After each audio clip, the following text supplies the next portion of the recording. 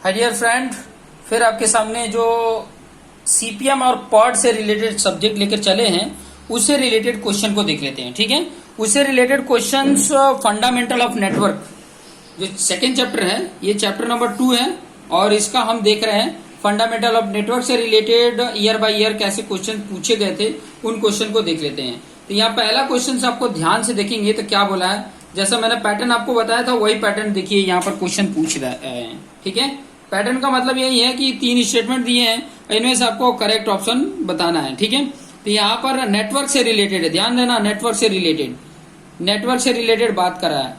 तो इससे रिलेटेड क्या बोल सकते हैं, the network rules are commonly to all activity and on arrow networking system the use of the computer for making computation may impose certain rules which of the following basis rules of network logic are correct. Network logic के लिए correct है तो कौन सा है, तो यहाँ पर आपको मैं बता देता हूँ 1 बाय 1 कि ताकि आपको समझ में आ जाए। ठीक है, तो देखिए यहाँ पर पहला जो बात किया है, पहला किसकी बात कर रहा है। ठीक है, तो पहला बोला बिफोर एन एक्टिविटी में begin all the activity preceding it's must be completed. सही बात है, उसके पहले के कंप्लीट होंगे उसके बाद ही उसका दूसरा वाला स्टार्ट होगा।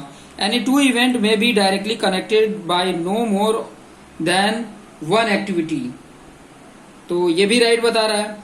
Event the number must not be duplicated in the network. सही बात है, तीनों राइट है, तीनों को कौन इंडिकेट कर रहा है, तो D is the right answer. ठीक है, नेक्स्ट सेकंड क्वेश्चन देख सकते हैं। सेकंड क्वेश्चन क्या बोला है कि ये यहाँ पर नेटवर्क एनालिसिस बताया है और इसमें बोल रहा है the total number of errors in the given AOA। ठीक है, यहाँ पर एक्टिविटी नेटवर्क जो बना हुआ है AOA नेटवर्क, तो यहाँ पर ये बोला है कि इनमें एरर कहाँ पे है। तो एक तो आपको एरर यहाँ पे दिख जा रहा है। ठीक है, यहाँ पर एरर इसकी जरूरत ही नहीं है। ठीक है, फिर भी ये बना हुआ है। ठीक है, सेकेंड एरर अगर आपको मैं बताऊं तो यहाँ पर है। ठीक है, ये डमी की जरूरत ये वाला जो है ना, ये वाला पार्ट यहाँ पर, ये वाला पार्ट को गलती कर रहा है। ठीक है, यहाँ पर एक तो ठीक है जो 4-6 पे डमी है वो रिक्वायर जरूरत ही नहीं थी क्योंकि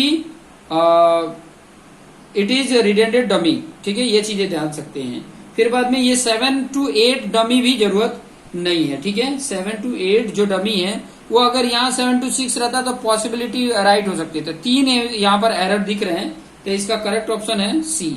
ठीक है, यहाँ पर ऑप्शन दिया है, ऑप्शन यहाँ पे 1 2 3 4 कितने एरर है, 3 है, तो C option is the right answer.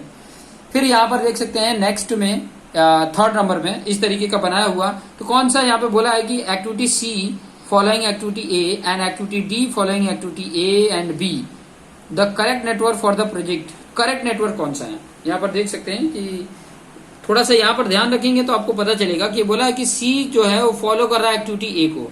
ठीक है, C follow activity A and D follow activity A and B. D A और बी दोनों को फॉलो कर रहा है। ध्यान से समझेंगे तो आपको पता चलेगा, मतलब एक तरह से ये कह सकते हैं ना कि सी जो है, सी की जो है उसके पहले ए है, लेकिन जो डी है उसके पहले ए और बी दोनों हैं।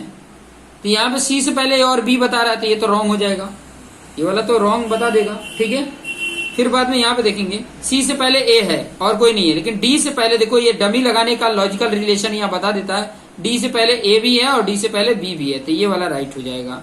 ठीक है, यहाँ पर ये रॉन्ग हो जाएगा, ये भी रॉन्ग हो जा रहा है, ये ध्यान में रखेंगे।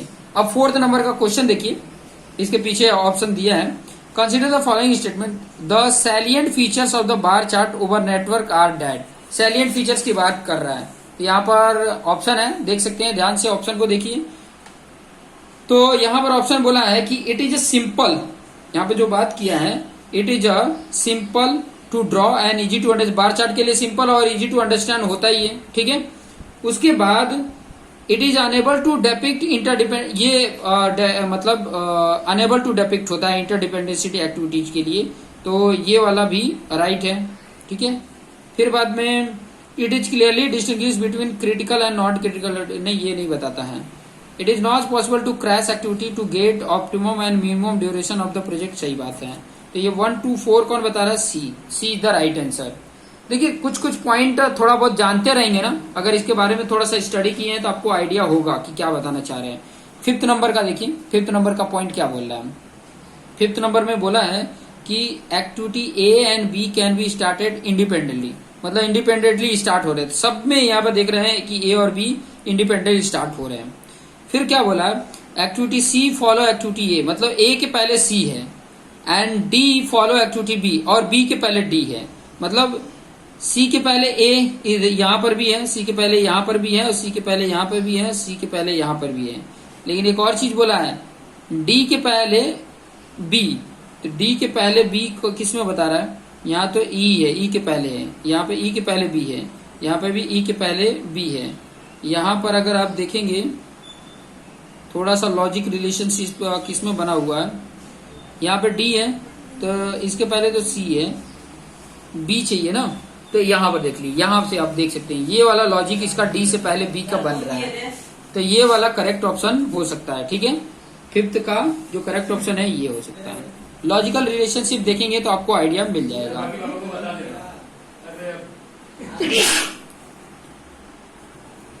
ओके, तो फिर बाद में यहाँ पर क्वेश्चन देख सकते हैं। फिर 6 नंबर का question, consider the following task. देखिए 2 टास्क दिए हुए हैं। पहला टास्क क्या बोला है, placing of reinforcement P, placement of reinforcement को पी से इंडिकेट किया है।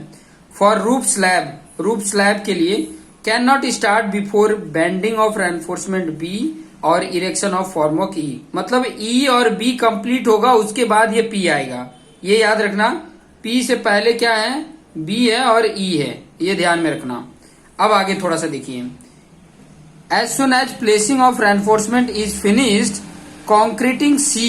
अब देखिए सी आ गया, मतलब ये वाला ऑप्शन मैंने बनाया था कि ये बी है और ये ई है और ये पी था, तो ये जब हो रहा है तो फिर बाद में सी विल फॉलो। ठीक है, कॉन्क्रीटिंग सी विल फॉलो, मतलब फिर बाद में सी आएगा, उसके बाद क्या आएगा, सी आएगा। ठीक है, the correct activity of A diagram representing for the above task. तो यहां पर देख सकते हैं कि देखिए पी से पहले ई नहीं है तो ये वाला तो रॉन्ग है, फिर उसके बाद से ये वाला भी रॉन्ग है, पी से पहले ई होना चाहिए, पी और बी ये है, ये और सी है, तो ये सी वाला राइट है। ठीक है, ये चीजें देख सकते हैं। ठीक है, सी आपका राइट होगा, इसका 6 number C is the right answer. 7 number का क्वेश्चन को देखते हैं। In an activity on arrow network, arrow network है, which of the following rules of network logic are mandatory, कौन सा मतलब जरूरी है। तो यहां पर देख सकते हैं कि कौन सा जरूरी है। Any 2 event can be directly connected bye not more than 1 activity, सही है। Event number should not be duplicate in a network, सही बात है, डुप्लीकेट नहीं होना चाहिए। बिफोर एन एक्टिविटी में begin all the activity preceding it must be completed, सही बात है। तो 1 2 3 तीनों को इंडिकेट कौन कर रहा है, डी। 8 नंबर का क्वेश्चन देख लेते हैं, स्टेटमेंट बेस से है। ठीक है, 8 नंबर क्या बोल रहा है, पहला, a dummy job take 0 time to perform, सही बात है, 0 टाइम लेता है, ये तो सही है, 0 टाइम इंडिकेट करता है। It is use solely to illustrate precedence relationship, सही बात है, और करेक्ट एक्सप्लेनेशन भी दे रहा है, तो ए ऑप्शन राइट होगा, ए ऑप्शन। 9 नंबर भी स्टेटमेंट बेस पे है। क्या है स्टेटमेंट, बोल रहा है a merging node will have a uniquely determinable late event time, late event time की बात बोल रहा है, सही बात बोल रहा है। सेकेंड बात बोल रहा है क्या, a merging node is defined as a node where more than 1 incoming activity arrow lead in, सही है, बट ये इसका करेक्ट रीजन नहीं दे रहा है, एक्सप्लेनेशन नहीं दे रहा है, तो इसलिए बी ऑप्शन होगा। ठीक है, अब नेक्स्ट क्वेश्चन पे आ जाते हैं। नेक्स्ट क्वेश्चन क्या है वो क्वेश्चन को देख लेते हैं। देखिए यहाँ पे नेक्स्ट क्वेश्चन दिया हुआ है, और नेक्स्ट क्वेश्चन ये आपका 2016 तक ही इसमें क्वेश्चन पूछा था, उसके बाद क्वेश्चन 17 या 18 में नहीं पूछा था। ठीक है, 18 में नहीं पूछा था, हर 2 साल की गैपिंग में हो सकता है इसमें से पूछे, तो नेटवर्क वाला भी क्वेश्चन देख लेना। Which of the following statement is are correct, इनमें से कौन सा, 2-3 दिए हुए हैं, इनमें से करेक्ट की बात कर रहा है। An activity is in between 2 node number which needed not to be increasing order और एक्टिविटी प्रोग्रेसिव, नहीं, इंक्रीजिंग ऑर्डर जरूरत होती है। फिर बोला the length of the arrow in a network has certain significance, कोई एरो का कोई सिग्निफिकेंस नहीं होता है, एरो का लेंथ से कोई लेना देना नहीं होता है, छोटा बनाओ बड़ा बनाओ कोई लेंथ जरूरत नहीं होती है। Concurrent activity are mutually independent can be possibly taken of simultaneous, सही बात है, तो थर्ड को सिर्फ इंडिकेट कर रहा है बी, बी राइट है।